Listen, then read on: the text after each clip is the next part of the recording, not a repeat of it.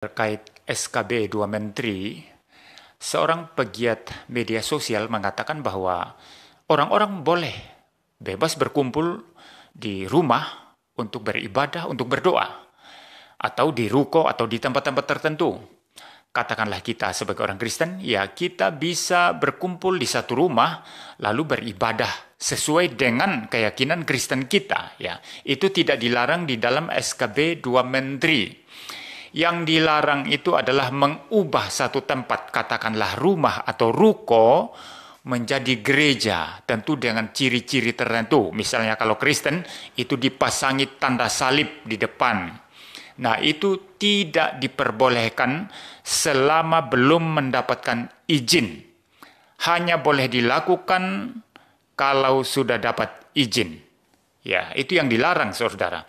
Tapi kalau berkumpul, beribadah, berdoa sesuai dengan keyakinan Kristen kita, itu tidak dilarang itu. Itu diperbolehkan. Nah, maka kalau ada orang-orang tertentu atau kelompok-kelompok orang tertentu yang datang membubarkan doa atau ibadah orang-orang Kristen di tempat-tempat seperti rumah atau ruko dan lain sebagainya, itu adalah satu pelanggaran.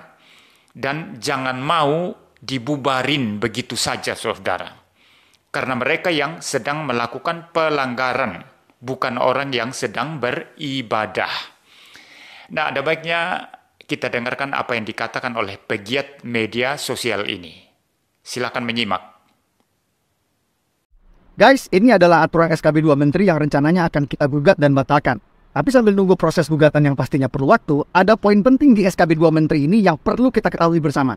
Pada bab 1 pasal 3 dari aturan SKB 2 Menteri disebutkan, rumah ibadat adalah bangunan yang memiliki ciri-ciri tertentu yang khusus dipergunakan untuk beribadat, tidak termasuk tempat ibadat keluarga.